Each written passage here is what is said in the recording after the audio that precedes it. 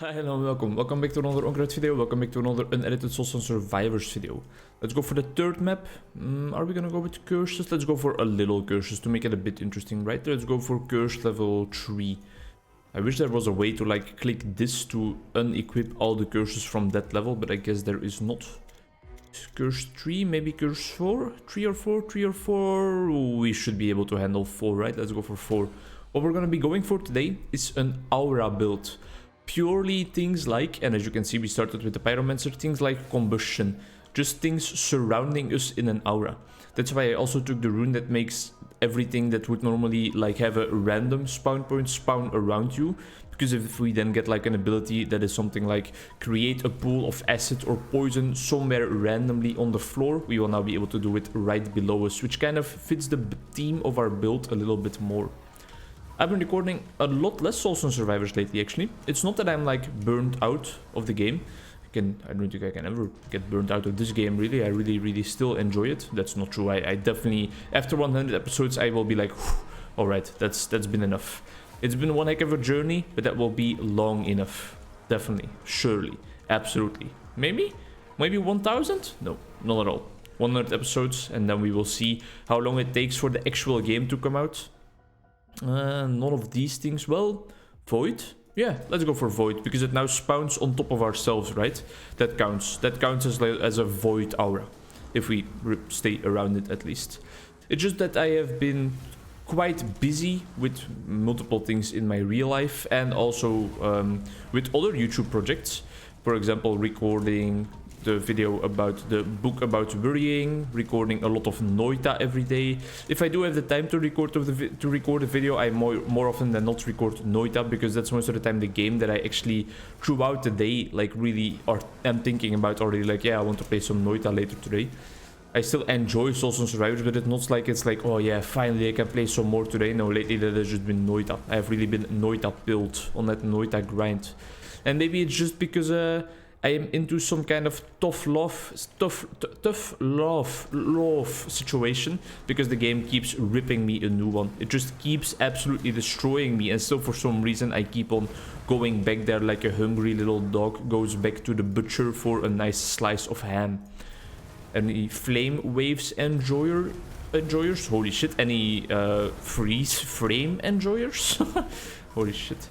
My PC just started to give in for a second there. Let's go for area effect on our flame wave. So it does only choose one of the two spells. I guess then this singular focus ability is maybe a lot less powerful than I first envisioned. Don't really want any of these. I guess we're going for another flame wave. Yeah, sure. We are just an explosive boy right now. Area effect on magical, absolutely. Very welcome. Okay. I believe this is gonna be episode, I have no idea actually, so I don't even know why I started. Cause all enemies in large area that are burning to explode. Sure. I don't know why I even started that train of thought if I can't actually answer what the follow-up thought is. Either way, I think we're somewhere in the 60s already. I'm not talking about the 60s in terms of the years 1960 to 1970. A year I don't, or a period of years I don't actually know that much about at all. Especially also not about the music scene, sadly, because I think there's definitely some great music that has come out of the 60s. I have no doubt about it, but I am not knowledgeable about it. How are we faring against lords? I can imagine that maybe against lords we actually have some trouble. All the ads are just dying easily, they are dropping like flies, but for lords we are still missing some pieces of the puzzle, I think. We definitely need to stay close enough so that our flame wave can actually hit the lord as well. That's a vital part. Frailty might help us out a little bit. Cooldown reduction is always nice, whatever type of build you are going. Another conflagrate. Goodbye void, we are fire mage. I don't know if our build really does any damage at all, but it does look cool, right? I am just an explosive little fire boy. Some critical damage never hurt nobody.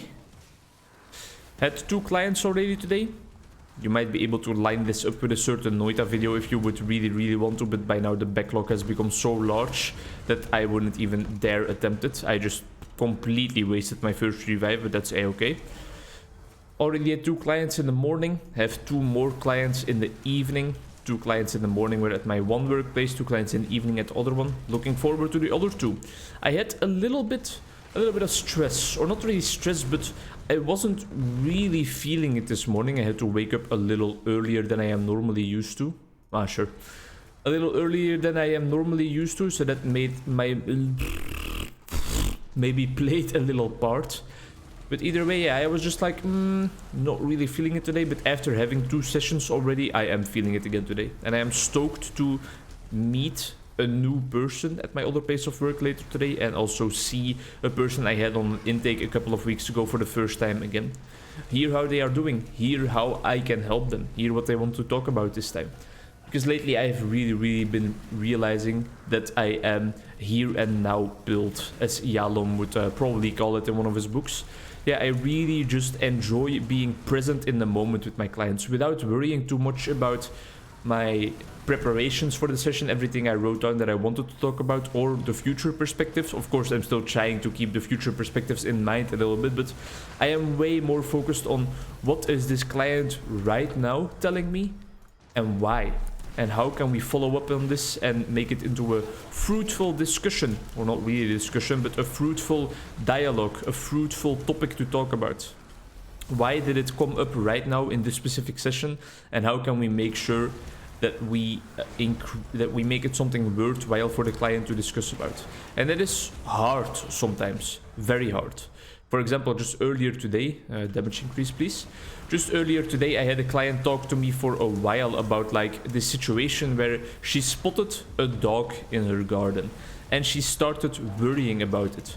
Mainly worrying about, she did call the police picked up the dog, but she started worrying about what if the owner is angry that we didn't look for him ourselves, what if the owner is angry that we did something to the dog, what if it doesn't turn out all that well. And she called it herself like a ridiculous example. She didn't know why she was talking about it, but actually, while we thought through about it, we really came to multiple conclusions about her worrying problem. That she is worrying a lot about what other people will think and how other people will react to her behavior. And that really opened up a lot of doors for, in that session, exploring further and also in the future. For example, something I wrote down when I was writing a report about the session we had together, that the next time we should explore together why. Why is it so important for her that other people think highly of her or don't get angry of her? Is she like afraid of the specific emotion of anger? What's there? Is it maybe something from her past? Was her father always angry at her? It's all possibilities, and it's all possibilities that we can now explore later, because I was attentive enough in the moment to notice that this story about the dog in her garden actually maybe had more to it than first met the eye or the ear, I guess, because well, she was telling the story, you know. But you get what I'm saying. You get what I'm saying. You feel me? You definitely get what I'm saying. It's an interesting profession, therapy, you know. Crazy things can happen sometimes. Things that you didn't expect to happen at all in the slightest. Just as Soulstone Survivors is a crazy game. And it can happen that you go for a little meme build where you are just an explodey boy, and then all of a sudden you start realizing that you actually don't deal that much damage at all. And you start worrying about whether you have made the correct life choices, for example. This will help.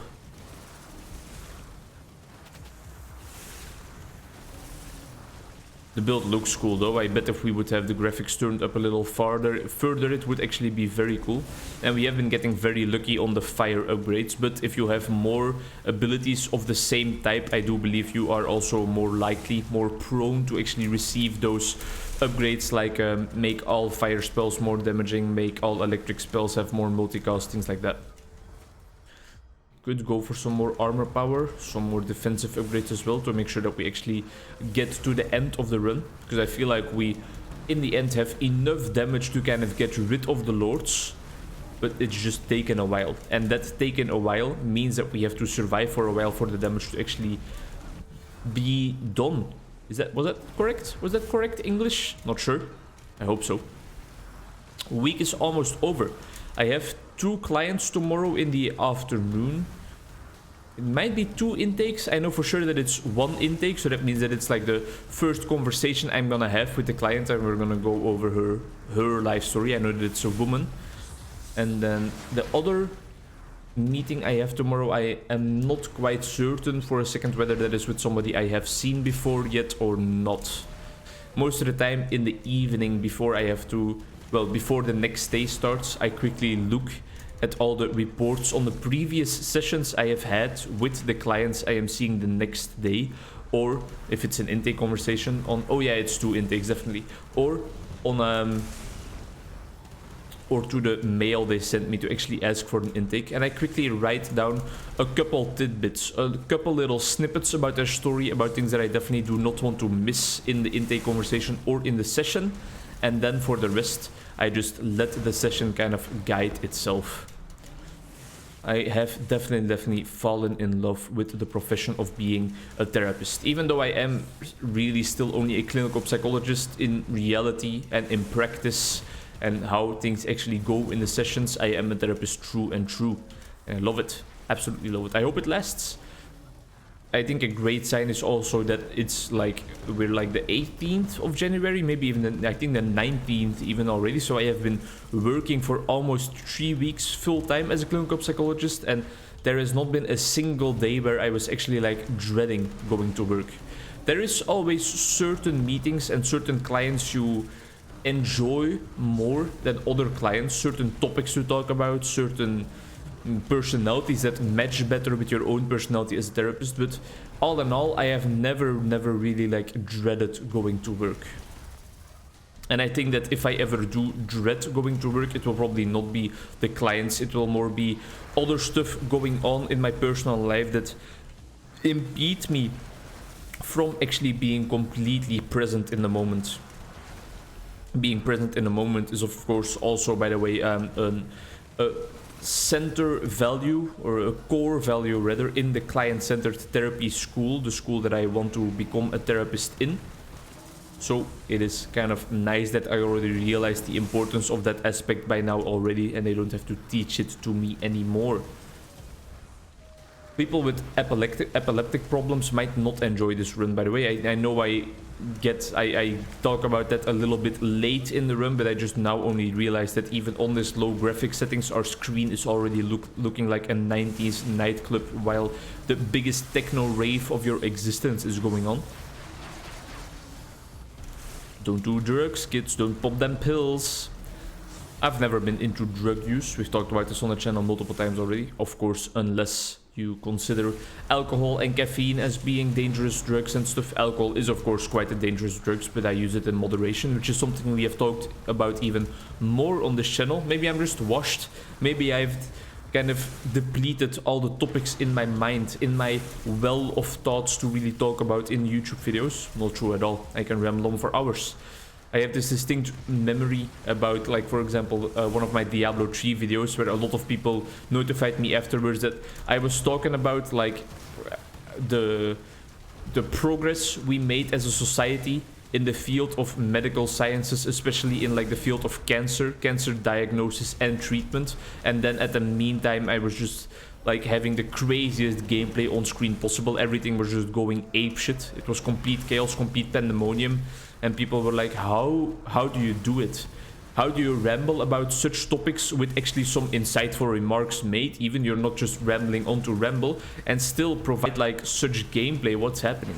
This might be sounding like I'm tooting my own horn a little bit, which is definitely also what I am doing, and I don't give a fuck about it. I'm just proud of what I do with this YouTube channel, and I hope you can be for me as well. There we go. Interesting little build right there. A lot of fire waves, flame waves, whatever it was called. What we are still working towards, of course, is the deletion of the map of 500,000 enemies. Almost at 92%, still a couple of runs to go. Thank you very much for watching. Hope to see you in the next one. Bye-bye.